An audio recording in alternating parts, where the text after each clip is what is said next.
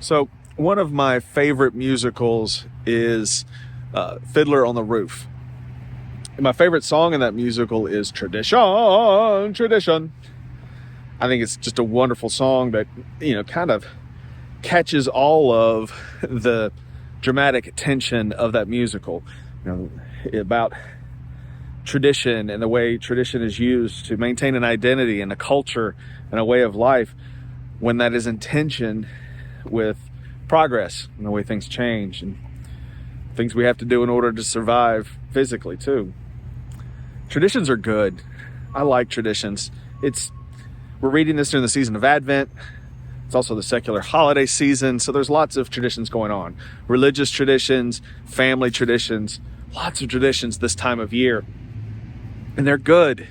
They help us mark time. They help us make memories. They help us make meaning. They help us find the sacred in the moment that we're in.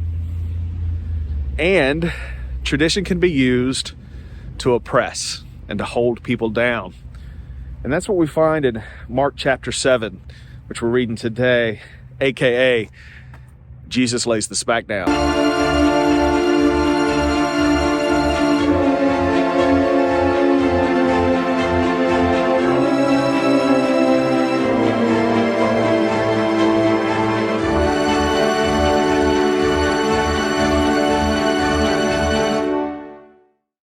So as we can see in the outline, we only have 3 scenes in chapter 7, and that's a lot less than we've had in other chapters.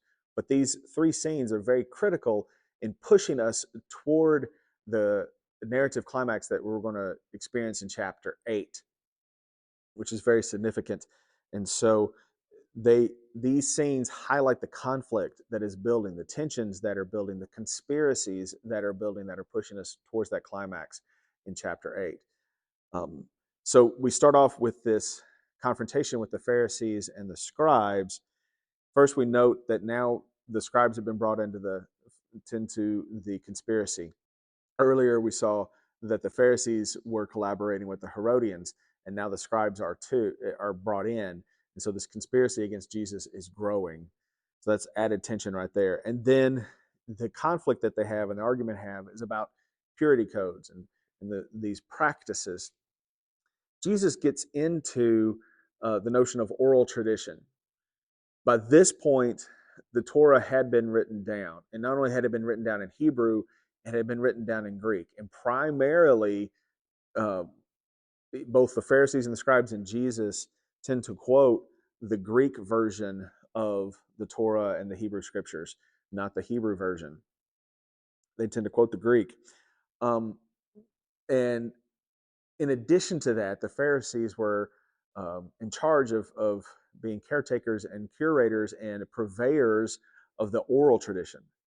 And many of their prescriptions of practices that people were supposed to do, that they said it was required for them to do in order to have a relationship with God, were coming from this oral tradition.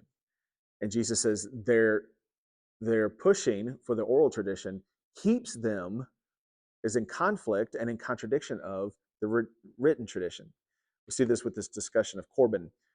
Corban was things that were supposed to be dedicated to God, but in actuality, the Pharisees were having people dedicate them to the temple. And it would keep the peasants from using the land and the produce of the land to support their elders, is the argument that Jesus makes. And so which is required in the Torah, the written tradition. And so Jesus says by requiring that, they're contradicting themselves. They're not practicing the written tradition. They're emphasizing the oral tradition, which they happen to be in control of. So that's the conflict there. Then Jesus gives this parable about purity, saying that purity comes from the inside, not from the outside. It comes from the inside. And so what Jesus is proclaiming is that our religious practice, our piety, our morals need to emerge from our relationship with God, emerge from our obedience to God, emerge from our righteousness. And we'll remember from our study of the Old Testament that, as Walter Brueggemann has pointed out, righteousness is a characteristic of God to create life for others. So that ties back into this conversation about Corban and how are you creating life for others. by this oral tradition prescription that you're putting onto people. And so he gives an explanation to the apostles, and then he leaves and once again goes to Gentile territory, to Tyre and Sidon in the Decapolis, and he does these two healings. Jesus' trips into these Gentile territories, and especially this last one in the first half of Mark's gospel, is him um, denouncing the tradition of social segregation, the, denouncing the teaching of the Pharisees and the scribes and the Sadducees and all the other temple leadership that the promises of God could not be open to Gentiles. Instead, Jesus is building a community that is diverse, that includes both Jews and Gentiles in it as well. So that's some of the interesting things in Mark chapter 7. I do want to hear what you think about some things. We're seeing Jesus form this community together. And there's a quote from Ched Myers, this book I've referred to a couple of times, that I want to read you. And Myers argues that Jesus is pushing for a morally defined community that upholds the radical demands of scriptural tradition, which condemns profiteering and defends the welfare of the weakest members of society. I wonder what you think about that. Is the community that Jesus forming, does it hold up to the radical prescriptions of Hebrew scriptures? Does it hold up to the prescriptions to take care of the weakest in society? And is that Jesus calling what Jesus calling us to build as well? I'm curious about your thoughts. Put those in the comment section, and I hope you stick around for the next chapter, chapter 8.